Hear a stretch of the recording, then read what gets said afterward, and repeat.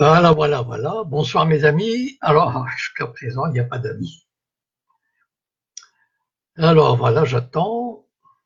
Ah, Hamza. Ah, bonsoir.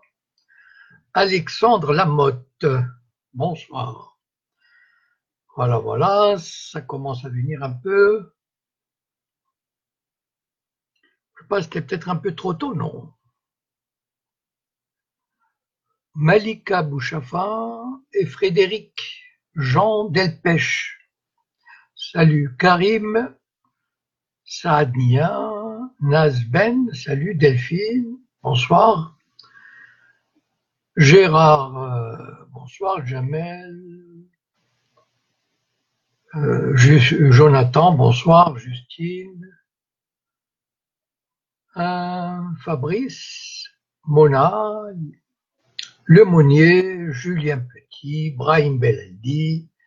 Bon, alors je vous propose ce soir, donc on oublie les querelles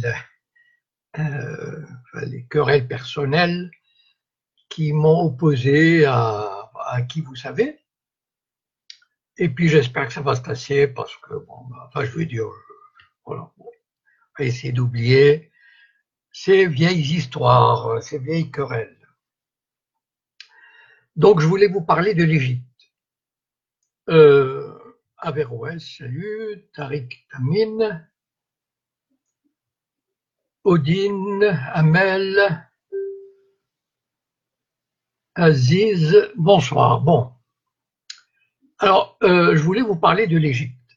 D'ailleurs, j'ai mis un article de Libération pour annoncer la couleur. Et pourquoi j'ai...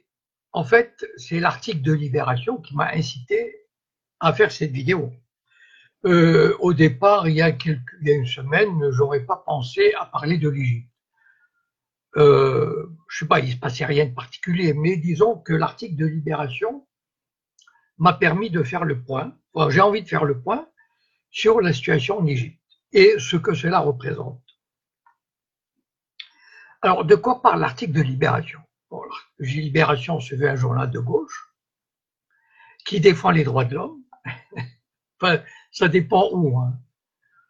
Dans les pays amis, il est, disons, il est assez tendre. Il défend, mais tendrement, disons, voilà. Et puis, dans les pays ennemis, comme par exemple la Russie ou l'Iran, alors là, il est dur. Je vais vous donner un exemple comment fonctionne. Là, c'est juste une digression. Hein, comment fonctionne Libération. C'est pour vous montrer comment dire, comment il est tordu. Euh, il y a, enfin, dans le journal de samedi, il y a un supplément livre. Enfin, on parle des auteurs et des livres. Et donc, on interviewe une auteure américaine. Bon, j'ai oublié son nom, enfin, le nom m'échappe, je ne l'ai pas noté parce que je ne pensais pas en parler. Et bon, il interviewe sur sa façon d'écrire, etc. Et puis la dernière question, je crois, la dernière ou l'avant-dernière, ils lui disent avez-vous prévu la catastrophe Trump? Pourquoi la catastrophe Trump? Enfin, c'est comment il guide la réponse. Enfin, Trump a été élu. Enfin voilà, c'est quoi ce journalisme qui essaye enfin qui oriente la réponse, parce qu'à ce moment-là, il faut dire évidemment c'est une catastrophe, etc. Et Clinton, ça n'aurait pas été une catastrophe, Clinton, peut-être. Non, mais je ne sais pas. À l'époque où son mari était président, je crois qu'il y a eu 500 000 enfants irakiens tués à cause d'un embargo injuste. Bon, voilà, c'est juste pour vous situer, comment dire, l'état d'esprit de ce journal. Donc, ce journal, il verse quelques larmes du crocodile sur l'absence de démocratie en Égypte. Alors, il cite le cas d'un couple qu'on vient arrêter la nuit avec leur petit-fils ou leur petite-fille, enfin bon. Et puis qu'on emmène et qu'on enferme 15 jours, enfin bon, c'est atroce, voilà. Bon, c'est atroce, c'est vrai, bon, c'est pas bien, bon. Et voilà, donc Libération veut nous faire croire que ce qui se passe en Égypte, c'est pas bien, voilà, c'est pas sympathique, quand même, les droits de l'homme, bon. Mais Libération, c'est un journal qui quasiment avait mené campagne contre un régime démocratiquement élu. Bon, je reviendrai là-dessus. Et donc, il ne fait que verser quelques larmes de crocodile sur l'absence de droits de l'homme et de démocratie en Égypte. Mais en fait, tout l'Occident se frotte les mains, droite comme gauche, de Libération au Figaro.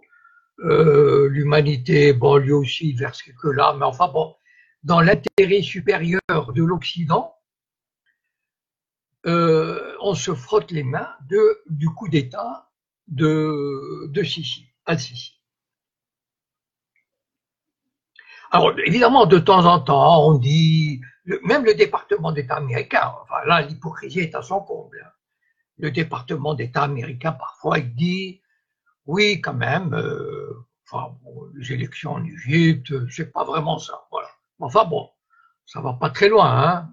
Je veux dire, quand il y a des élections en Russie, c'est tout de suite, c'est il y a, les opposants sont emprisonnés, ils n'ont pas droit à la parole, enfin bon, etc. En Iran, c'est carrément les urnes sont fourrées, enfin bon, on bourre les urnes plutôt, alors qu'en Arabie Saoudite où il n'y a même pas d'élection, bon, ben, on oublie.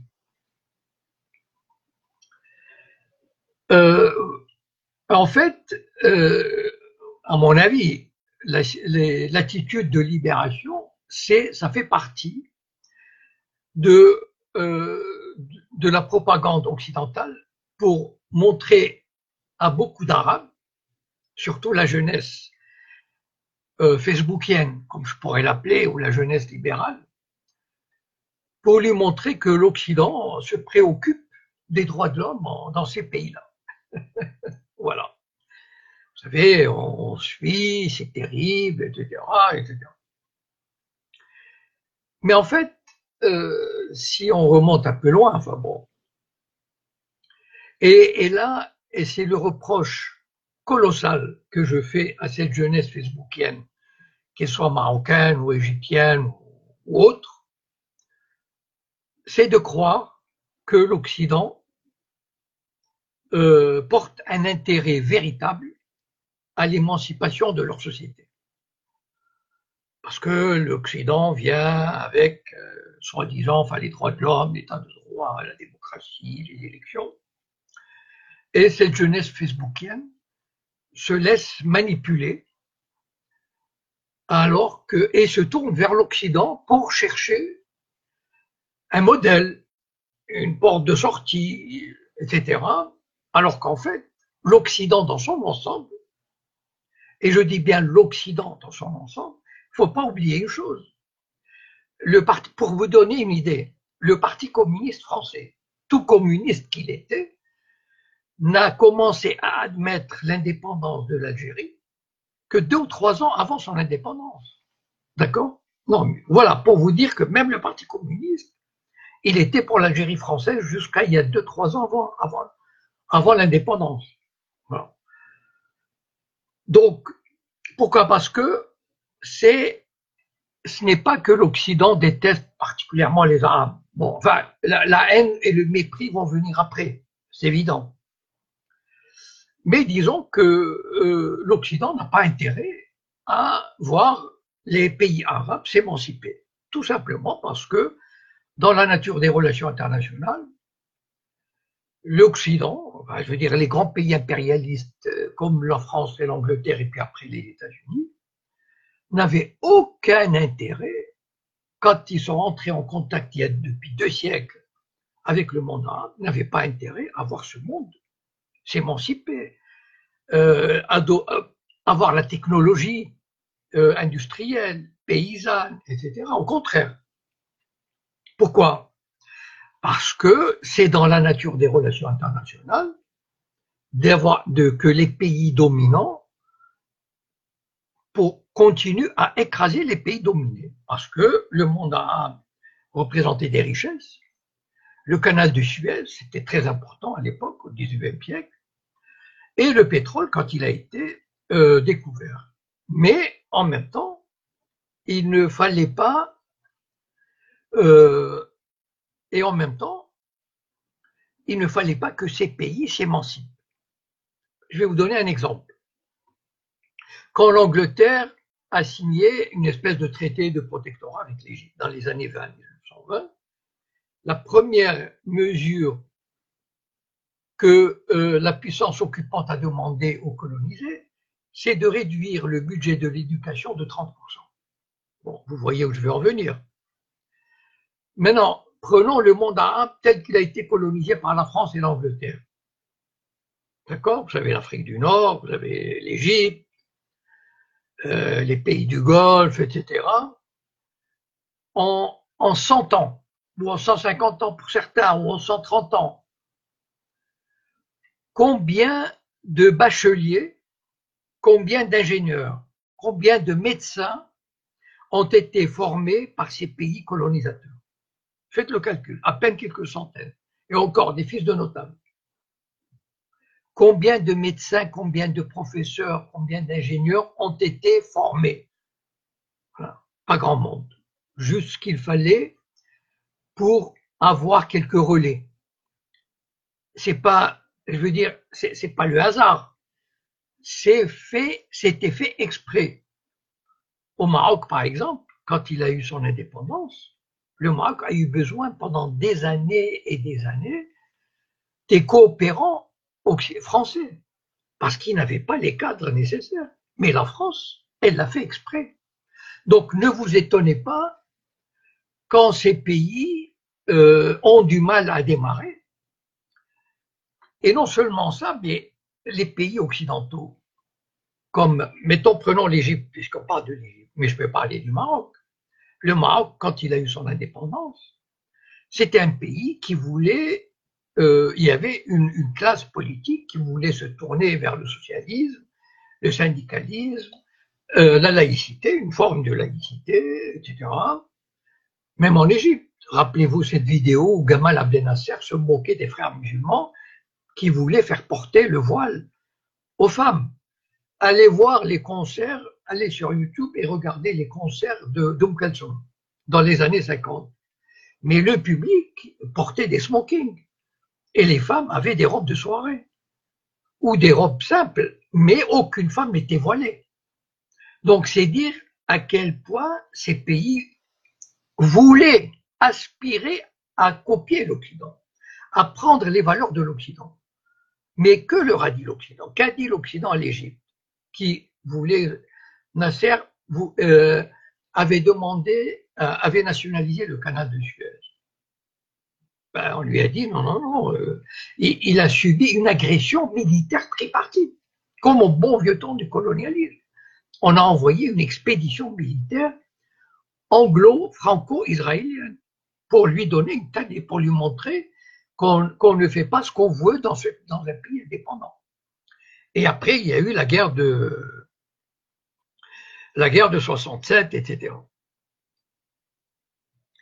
Donc, aux indépendances, l'Occident a tout fait, soit par exemple en Iran, ils ont gommé, ils ont balayé Mossadegh, le nationaliste, qui voulait nationaliser le pétrole, et ils ont fait en sorte d'avoir des dictatures à leur botte, qui, parce que ces dictatures ne se préoccupaient, vous savez, il y avait la corruption, c'est-à-dire que l'Occident venait, la France donnait des millions, des centaines de millions aux Marocains, aux Algériens, etc. Et les autres, ils mettaient dans les banques étrangères. Et c'est comme ça que qu'on a réussi à maintenir ces pays dans une espèce de dépendance. Prenons l'évolution technologique. Qu'ont fait les pays arabes indépendants en 60 ans en termes d'avancée technologique?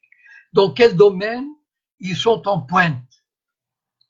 Qu'est-ce qu'ils font de leur pétrole? Est-ce qu'ils le raffinent? Est-ce qu'ils ont une industrie à base de pétrole? Rien, ou à l'eau. Et c'est ça. Même s'ils voulaient, regardez l'Irak qui a voulu, qui a construit une centrale nucléaire civile, faite par la France, pour maîtriser l'énergie nucléaire. Elle a été détruite par Israël. Donc en fait, ces pays-là quasiment n'ont pas le choix. Et ces pays, ces régimes corrompus, à un moment donné, c'est vrai que, prenons le Maroc, que je connais bien, il y a eu des émeutes. On croit que les printemps arabes, c'est arrivé comme ça en 2011. C'est pas vrai. Il y a eu tout le temps des émeutes. Au Maroc, il y en a eu en 65, des milliers de morts.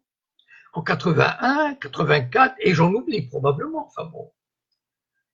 Avec des centaines ou des milliers de morts. En Égypte, il y a eu des émeutes. On pense que le printemps arabe est arrivé comme ça de 2011. Non, il y a eu, pourquoi? Parce que, vous savez, il y a un livre que je vous conseille vivement de lire, un livre d'un auteur égyptien qui s'appelle Taxi, de Khaled Al-Khamisi, publié en 2009, presque un peu plus d'un an avant le soulèvement populaire.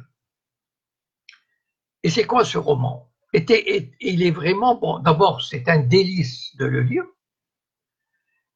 et l'auteur qui a beaucoup d'humour, il prend le taxi. Voilà. Alors, taxi collectif, taxi individuel, etc. Donc, ce sont des petites chroniques de 2-3 pages, et il y a une description de la société égyptienne, c'est extraordinaire. Et moi, je me souviens que quand je l'avais lu, c'est vrai qu'on se demande, mais comment ce pays pouvait tenir? Comment il n'y a pas d'explosion populaire? Donc, c'est vrai que la marmite était en train de bouillir. Et l'explosion n'était pas loin. Seulement, les révolutions, ceux qui croient que la révolution en Tunisie, en Égypte, ont été manipulées ou allumées de l'extérieur, c'est complètement faux. On ne peut jamais, prévoir une révolution et surtout l'impact qu'elle peut avoir et l'importance qu'elle peut avoir. Effectivement, en Égypte, il y a eu un soulèvement populaire que les puissances, au bout de quelques jours, aient tenté de récupérer, de manipuler, etc. C'est un fait. Mais il y a eu une vraie révolution populaire. Le peuple en avait ras-le-bol. Ras-le-bol de la corruption, etc. Enfin, bon.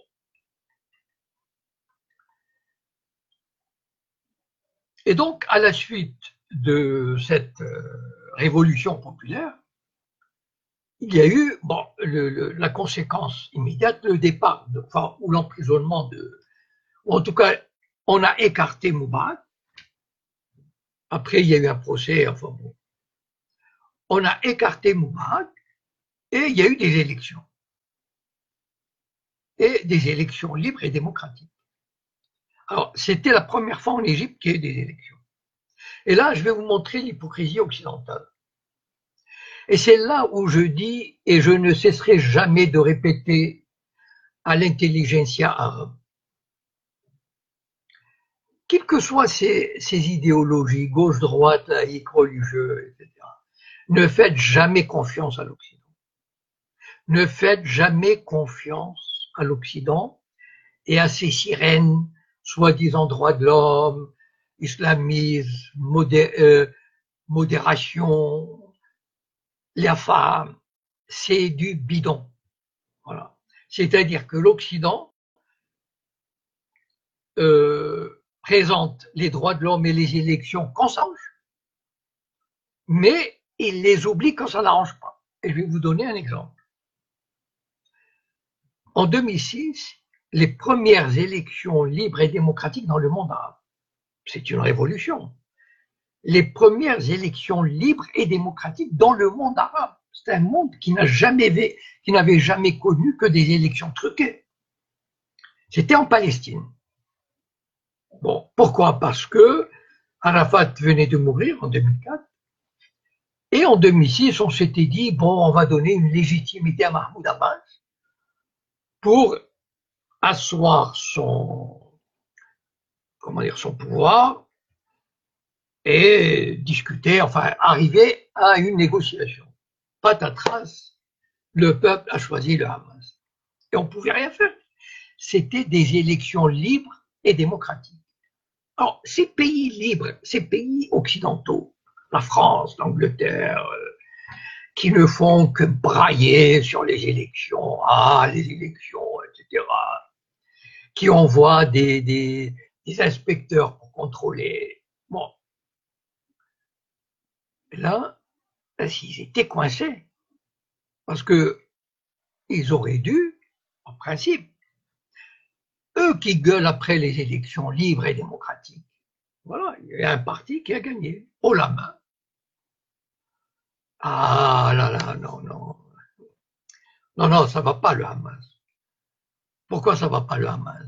C'est pas parce qu'il est islamiste, c'est pas parce qu'il est religieux, c'est pas parce qu'il est extrémiste, c'est pas parce qu'il est terroriste. C'est pas vrai tout ça. Jimmy Carter, quand même, un ancien président des États-Unis, c'est pas rien. C'est pas un gaucho. Bon, il a discuté beaucoup de fois avec le Hamas et il a dit le Hamas est prêt à une solution, mais pas à la Mahmoud Abbas. C'est-à-dire, on veut un État, un vrai. Là, oui, on discute, ce que vous voulez, d'accord. Mais non, on préfère Mahmoud Abbas qui se contente de son joli salaire, de ses voyages à l'étranger dans un avion privé, de ses rencontres avec, et qu'on appelle Monsieur le Président, comme si ça pouvait lui faire quelque chose. Et puis, il laisse les Israéliens, les sionistes, s'accaparer de Cisjordanie, en faisant semblant de dire de temps en temps, ah, c'est pas bien ce qui se passe, on est contre l'occupation, on est contre la colonisation. On le laisse parler, ceci dit, hein. On l'a pas assassiné, on l'a pas mis en prison. À la Hamas, voilà, c'est pas bien. Et donc, en Égypte, il y a Morsi qui arrive au pouvoir avec une majorité écrasante, indubitable. Et là, bon, d'abord, il y a eu des manipulations économiques pour créer des difficultés économiques et financières au peuple égyptien. Ça veut dire des subventions qui ne sont pas arrivées, des importations de céréales, etc., qui ne sont pas arrivées. Donc, on a créé des difficultés au peuple égyptien. Vous savez, c'est très facile de faire.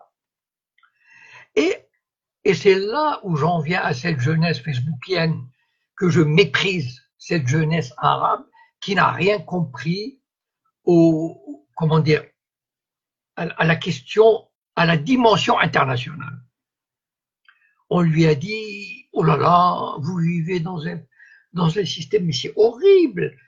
Les religieux, les islamistes sont au pouvoir. Enfin, mais c'est l'horreur absolue. Il faut vous en débarrasser. Et donc, on a chauffé. Et parmi eux, il y avait Libération, Le Figaro, etc., Finkielkraut, enfin, toutes les bonnes âmes qui se préoccupent du destin de la nation arabe, de la nation égyptienne, leur ont dit, il faut vous révolter. Et donc, ils ont apporté leur caution au régime militaire qui a fait le coup d'État. C'est-à-dire, Al-Sisi est venu, enfin, il a fait le coup d'État, il a dit, écoutez le peuple. Et il y a un truc, moi, c'est là où on voit, alors, il y a la démocratie pour les Européens, les beaux, les intelligents, la race blanche, judéo-chrétienne, enfin chrétienne, civilisée, instruite, démocratique. Eux, quand ils ont un président pour 5 ans, par exemple Hollande, qui était impopulaire à 95%, eux, ils ne changent pas. On leur dit, écoutez, hein, c'est la démocratie, quand même, attention. Vous avez voté Hollande 5 ans, il reste 5 ans. Macron, vous l'avez élu pour 5 ans, il reste 5 ans. Même si 90% des Français ne sont pas contents, c'est la règle de la démocratie. Par contre, pour les Arabes, les Bougnoul, c'est ces mecs un peu, les indigènes, enfin, qui sont à peine sortis de la colonisation, enfin, des sauvages. On n'applique pas les mêmes règles, quand même. Non, Morsi a été élu pour 4 ans. Si le peuple n'est pas content, eh ben, il faut changer. Donc, Morsi a eu les coups des franges, c'est-à-dire, il a eu la jeunesse facebookienne qui s'est révoltée à l'extérieur, toute cette campagne. Écoutez les médias de droite, bon, je ne vais pas citer, mais enfin, vous les connaissez, de droite et d'extrême droite, quand ils parlent de Morsi, ils allument un cierge. Vous savez, comme dans l'église. Comme si c'était le Messie pour eux. Il les a débarrassés des religieux. Pourquoi Morsi était si faisait peur? Parce que c'était un gouvernement, il n'avait pas eu le temps d'être corrompu. Peut-être qu'il aurait été après, je ne sais pas. Mais en tout cas, c'était des purs au départ. Et donc, il se disait, j'ai la légitimité populaire, je peux remettre en question le traité avec Israël, je peux aider Gaza, etc. Enfin bon, il pouvait mener la politique qu'il voulait. Un gouvernement illégitime, comme tous les gouvernements arabes, sont des mafias illégitimes.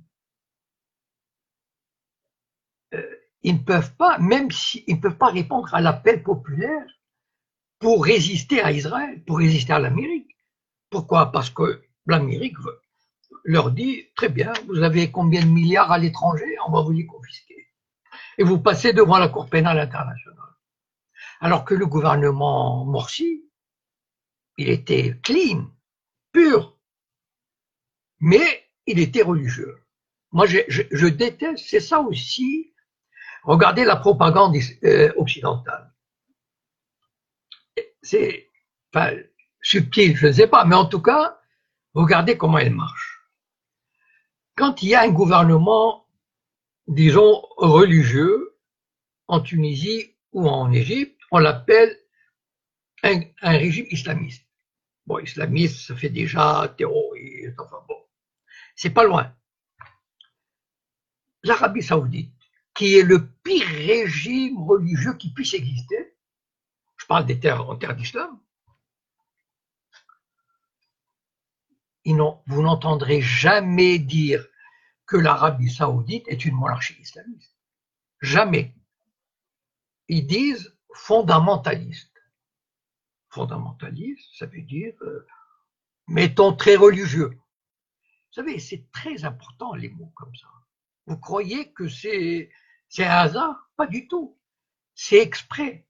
À force de matraquer un régime islamiste en Égypte et en Tunisie, les gens finissent par croire que c'est l'enfer. Alors que c'est fondamentaliste, ça veut dire bon, très religieux, mais enfin, voilà. Et donc, bon, Morsi, au bout d'un an, il est renversé, il est passé en jugement, il a été condamné, etc. Et la dictature s'installe. À l'époque, j'avais écrit un texte qui s'appelle Coup d'État en Égypte. Enfin bon, que vous pouvez retrouver sur mon blog, etc. Enfin, mon blog s'appelle Jacob de Meknes, Coup d'État en Égypte. C'était en 2013, et j'expliquais les raisons, etc. Enfin, ce que je raconte.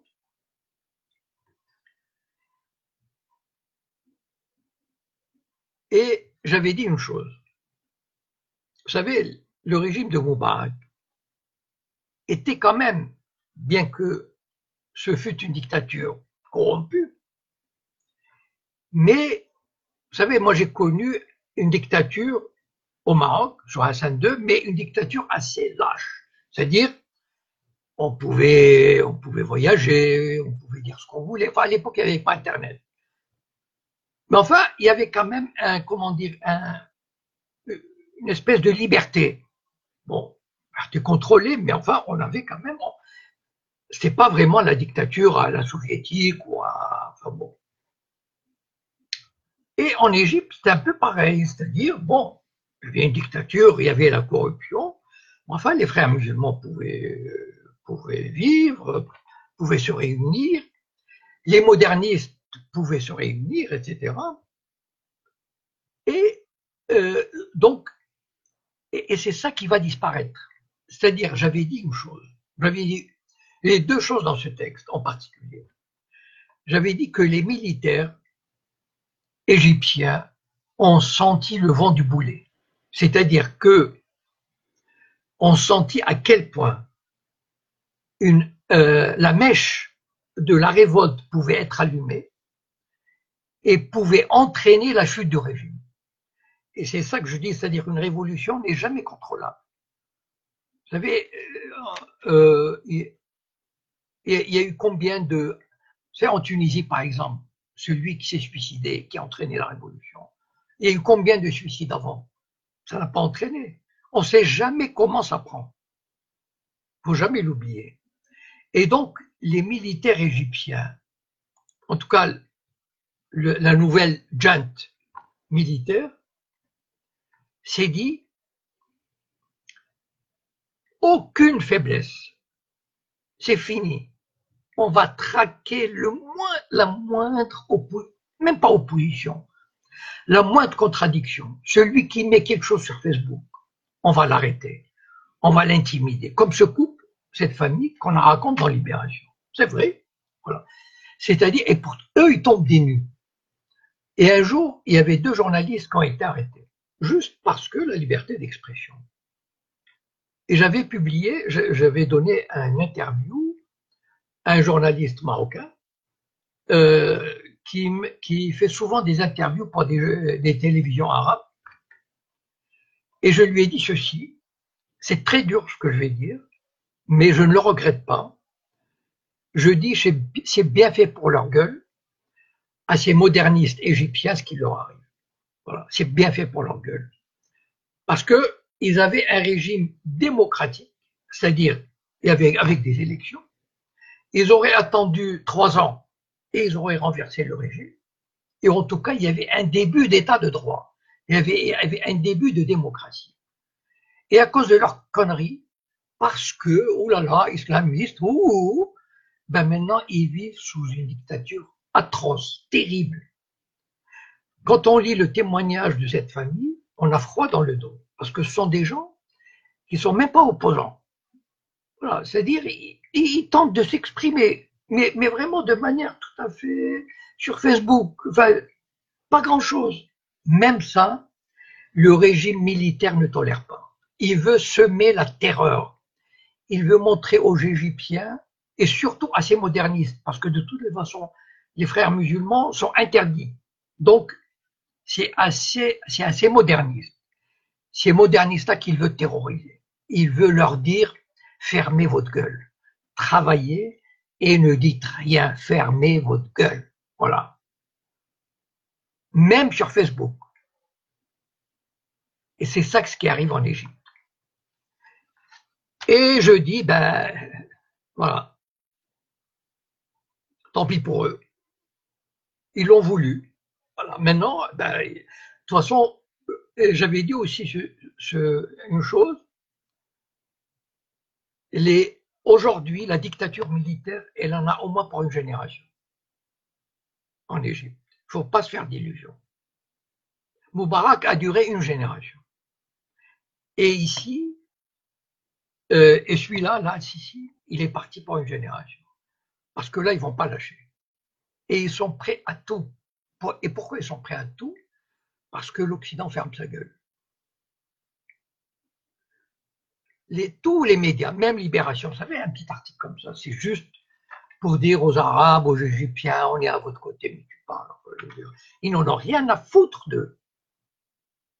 Ce qu'ils veulent, c'est ce qu'ils appellent la stabilité. La stabilité, ça veut dire que rien ne bouge. Voilà.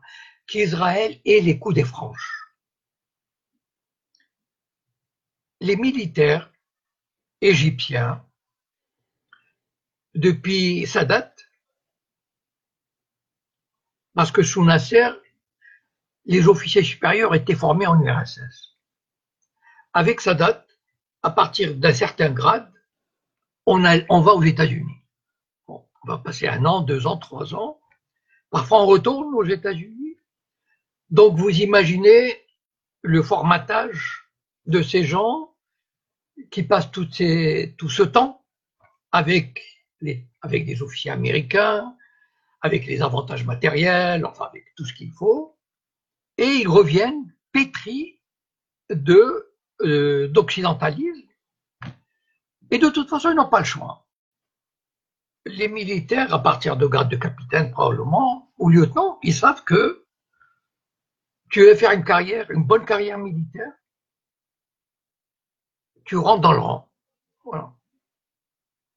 Quoi que tu penses, mais tu rentres dans le rang. Voilà. Sinon, ben, on t'éjecte. Donc, les militaires, et il ne faut rien attendre d'eux. Ils sont formatés pour obéir à l'Amérique, à Israël et à l'Arabie Saoudite, les militaires égyptiens. Maintenant,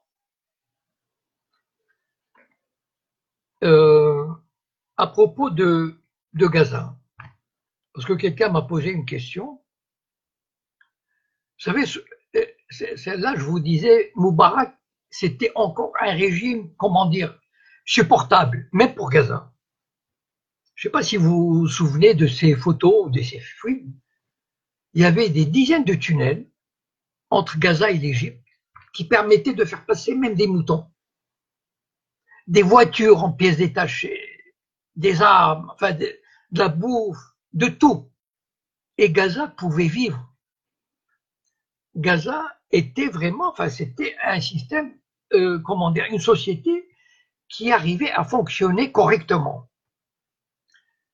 Mais depuis ces militaires-là, ces nouveaux, ils ont fermé à double tour. Il n'y a pas de cas humanitaire, il n'y a pas de fête Eid al-Fitr, il n'y a rien. On ferme, on vous boucle, parce qu'on est sous les ordres d'Israël et d'Amérique. Et ils bouclent. Et vous savez, le pire, quand ils découvrent un tunnel, l'Égyptien, ils déversent des dizaines de milliers de mètres cubes d'eau. Ils noient les gens qui sont à l'intérieur, parce que les tunnels font des kilomètres. Donc, ils vont pas chercher à savoir s'il y a quelqu'un ou pas. Ils déversent, et des fois, on retrouve les corps noyés comme ça. Enfin bon. C'est un régime d'une dureté et d'un cynisme total. Maintenant, l'Égypte va jouer un rôle important dans les négociations. Vous savez qu'il y a un plan américain. Les délégués américains étaient récemment, ils ont fait la tournée. Égypte, Jordanie, Arabie Saoudite, Israël. Bon. Apparemment, Mahmoud Abbas, il est, comment dire, il est têtu. Il a dit, je ne reçois pas les délégués américains. Bon. Je ne sais pas combien de temps il va tenir, mais enfin, la meilleure chose, si vraiment il veut résister, Mahmoud Abbas a été choisi par qui? Pourquoi? Ah oui, d'accord, je vais vous dire. Mahmoud Abbas était le vice-président de l'autorité palestinienne. Donc, quand Arafat est mort, le vice-président a pris la succession. Mais Mahmoud Abbas n'a pas nommé de vice-président. Parce qu'il s'est dit, non, parce que quand on désigne un vice-président, c'est qu'on se dit, c'est comme si on allait mourir, c'est comme si on voyait le futur président. Bon, c'est un peu, bon, ces régimes arabes totalitaires, bon, c'est uburois, hein, ils sont ubuesques, ils sont pathétiques. Donc, il n'y a pas de vice-président. Alors, ils vont, vous savez, il y a beaucoup de candidats pour occuper la place d'Abbas, ne vous en faites pas.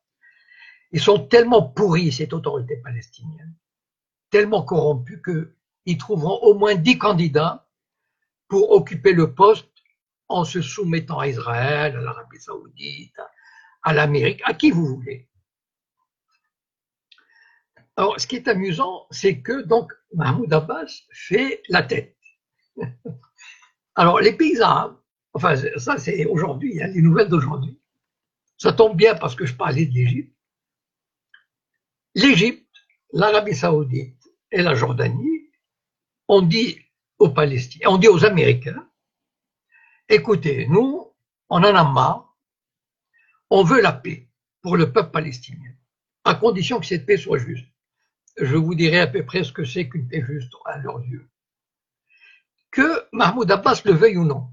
Donc en fait, ils sont prêts à passer outre, éventuellement faire un petit coup d'État et le remplacer Mahmoud Abbas. Et donc, c'est quoi le plan qui se dessine? Alors, et c'est là l'importance de l'Égypte. Alors, c'est fini, on va diviser la Palestine en deux. Ça veut dire Gaza.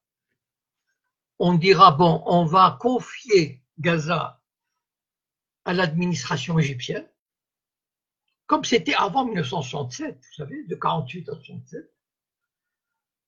Et donc, bon, vous savez, on dit provisoire. Mais enfin, un provisoire qui peut durer une éternité. On donnera à l'Égypte quelques milliards pour qu'elle fasse le sale boulot. Reste la Cisjordanie. Bon. Alors, la Cisjordanie, vous comprenez, Israël a des besoins de sécurité. Vous savez, les pauvres, la Shoah les a traumatisés, vous comprenez, c'est terrible. Hein. Et donc, ils ont besoin de sécurité. Ils ont tellement peur de ces Palestiniens, vous savez, ils n'ont que 200 bombes nucléaires, ils n'ont que 500 avions de combat, ils n'ont que 1500 tanks. Il faut les comprendre, vous savez, ces Palestiniens qui leur lancent des pierres. Donc, ils ont besoin de sécurité. Alors, c'est quoi la sécurité pour eux? C'est que ils doivent occuper la rive ouest du Jourdain. Donc, on voit déjà la configuration de cet État, enfin de cet État entre guillemets. Moi, je l'appelle le Bantoustan. Vous savez, les Bantoustans, ce sont des régions, enfin l'Afrique du Sud, quand il y avait l'apartheid, elle s'est dit, écoutez, on va mettre les Noirs dans des Bantoustans et on va leur donner leur autonomie. Donc, il n'y a pas d'apartheid. Les Noirs sont chez eux. Donc, ils vont faire à peu près, Israël va prendre à peu près 70% de la Cisjordanie. Elle a déjà 60% légalement. Ils abandonneront peut-être 5 ou 6 colonies isolées, peut-être. Et on dira, bon, voilà ton État. Bon. Et une capitale à 30 km de Jérusalem, donc ça fait comme Jérusalem. Bon. Et les Palestiniens seront obligés d'accepter, avec ou sans Abbas. Parce que les Arabes, enfin, les pays arabes comme l'Arabie Saoudite, l'Égypte et la Jordanie, ils en ont marre des Palestiniens. Vous savez, depuis les années 60, enfin, ou 70, ils en ont marre des Palestiniens. Et ils veulent négocier, ils veulent vivre avec l'Amérique, avec Israël. Ils veulent juste qu'on en finisse. Voilà, qu'ils aient une Bantoustan et qu'on en finisse. Voilà. Maintenant, l'Égypte, de toutes les façons, qu'elle le veuille ou non, l'Égypte est obligée de passer par là. L'Égypte est un géant. On n'imagine pas la place que l'Égypte avait dans le monde au temps de Nasser. Et l'Égypte rayonnait dans le monde entier, enfin vraiment dans le tiers-monde, etc. Aujourd'hui, c'est un géant malade, ligoté, humilié, qui a besoin de la charité.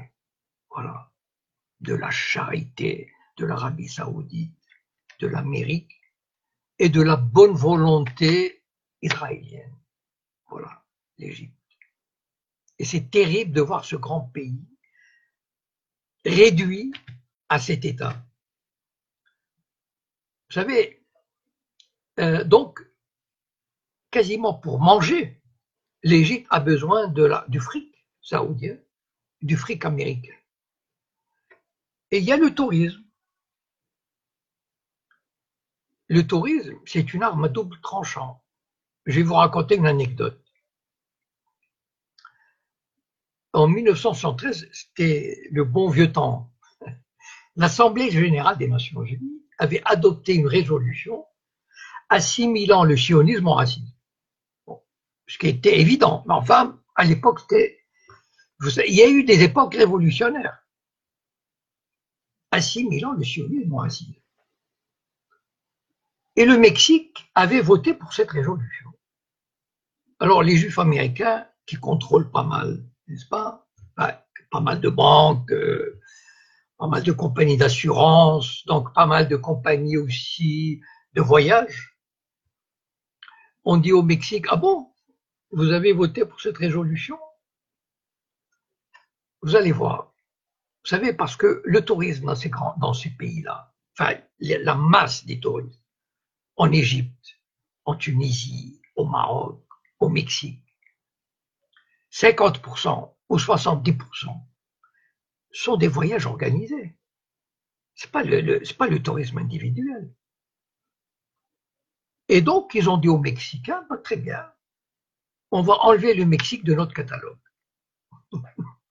Simple. Le tourisme a baissé de 50%. Et quand le Mexique a compris son malheur, il a dit, OK, je retire mon vote. Voilà. Et le tourisme en Égypte, il est à double tranchant. Pourquoi? Parce que l'Égypte vit du tourisme. Ça lui apporte cette bouffée d'oxygène qui lui permet de ne pas être totalement à la ramasse, à la merci de l'Arabie Saoudite, à la merci de l'aumône que lui verse l'Arabie Saoudite. Mais le tourisme est à double tranchant, c'est-à-dire c'est un robinet que l'Occident peut fermer. C'est très triste. Vous savez, enfin moi qui avais connu cette grande époque des années 50, 60, où le monde arabe, par la voie de l'Égypte, vous savez, tous les Marocains se branchaient le jeudi soir, je crois, sur Radio Le Caire, Sawtul Arab min al-Qahira, qui diffusait Kalthoum. Et c'était comme une espèce de communion dans le monde arabe. Toutes ces populations tournaient vers cette voix Kalthoum qui leur chantait le nationalisme, la fierté de l'être arabe, l'union, enfin, toutes ces valeurs. Et aujourd'hui, malheureusement, qu'est-ce qui reste? Voilà. L'Égypte, à l'image des autres pays arabes, et peut-être pire, voilà, c'est la soumission à un Occident cynique, à un Occident violent, à un Occident qui unit à l'Arabie Saoudite et à l'Amérique,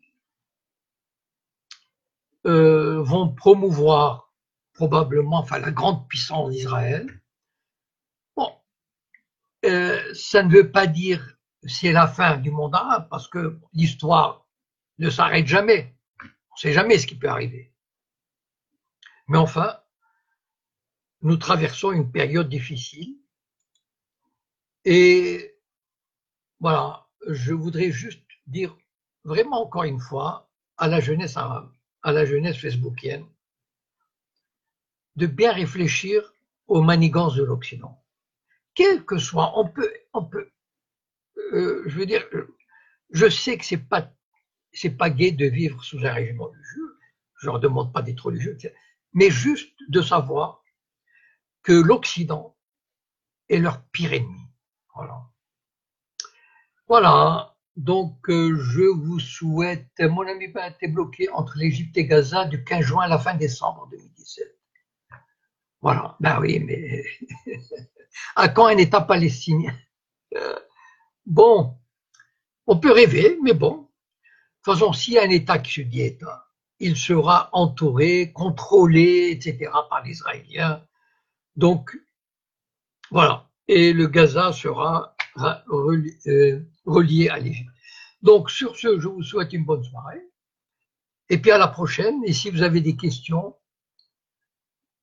comment il s'appelle? Abdo Rommel. Vous n'êtes pas égyptien pour critiquer le gouvernement égyptien. Ah bon? Très bien. Bon, c'est un point de vue. Voilà, je sais pas, c'est peut-être Abdo Gadito Romain, je sais pas ce que c'est. Bon. Eh ben moi, je prends la liberté de critiquer qui je veux et comme je veux. Voilà. Et je vous fais un bras d'honneur à monsieur machin. Voilà. Donc je critique qui je veux, j'analyse la situation comme je veux et je suis fier de ma liberté. Et bonne soirée.